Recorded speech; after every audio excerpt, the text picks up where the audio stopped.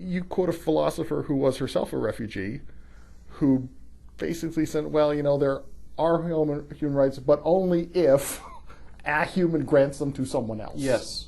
So that would be Hannah Arendt, who had a terrible experience herself as a refugee from Hitler's Germany in World War II. And she went to countries like France, where she had a very difficult time. Among other things, the French government detained German Jews of Arendt's generation on the grounds, it's hard for us to believe this now, but on the grounds that those Jews might enter a war on the side of Hitler against France. So and other bad things were done to them by places like France and other countries. And those countries often have very ringing language about human rights in their constitutions. Certainly France, the birthplace of the rights of man, as human rights were first called, is an example of this.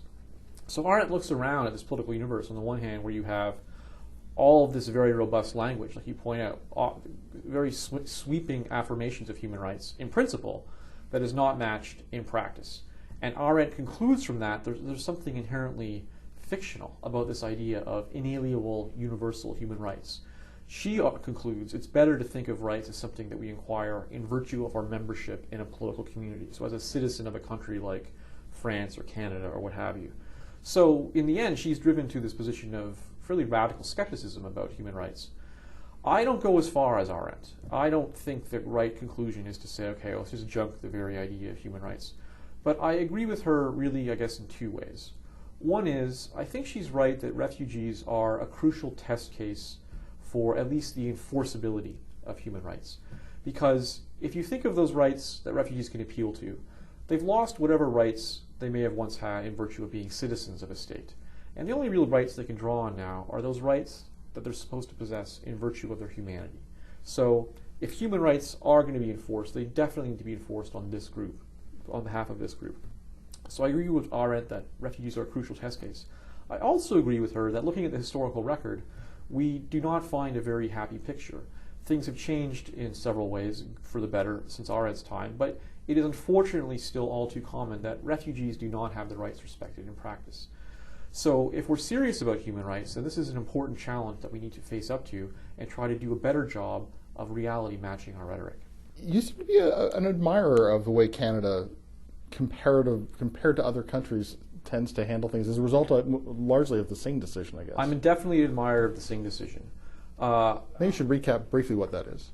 So the Singh decision is probably the first big human rights test of Canada's charter. It comes down in the early 80s. And one of the lawyers who was involved in the case, I thought she put it well. She said, the key question here was whether the rights in Canada's Charter of Rights and Freedoms are rights of citizens or human rights.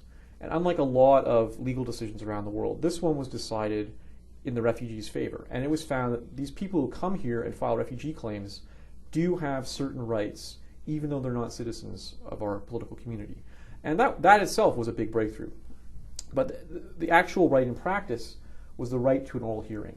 So if you come here and you say, I want to make a refugee claim, it's not the right to stay in Canada, it's the right to have somebody at least talk to you about your case. So they have to do it in person, they can't turn you away, and they can't just have you write it down and decide everything on paper. That may not sound like much, and in many ways it's not enough. I argue we need to go much further than that. But the genius of the Singh decision, I think, is that it finds a way to break out of this impasse that seems to so define these issues in so many places, where you have human rights thrown into conflict with border control. A lot of countries don't accept refugees because they exercise a very severe form of border control.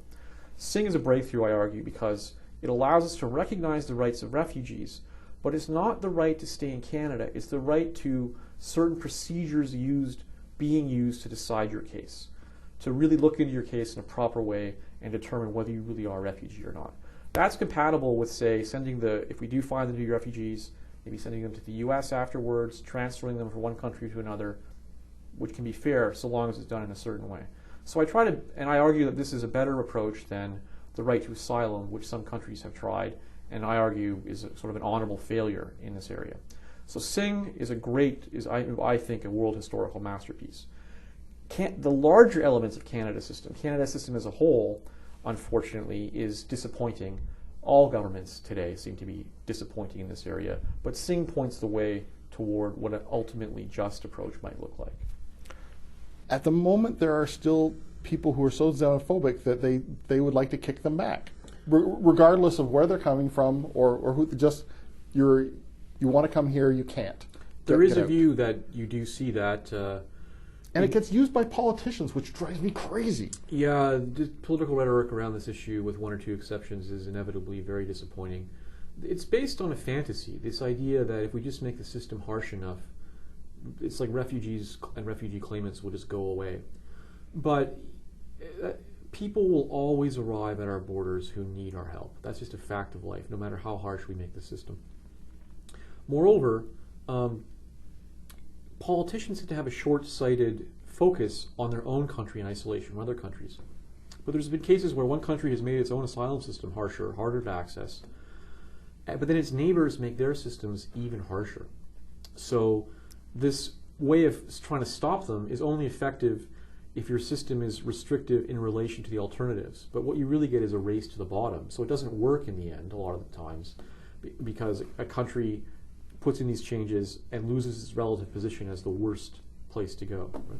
So it would be much better, and hopefully, one reason I wrote this book was try to get people to take a broader view and look at it in a more international context. The book is Frontier Justice, The Global Refugee Crisis and What to Do About It. I've been speaking with the author Andy Lamey, and Frontier Justice, published by Doubleday Canada.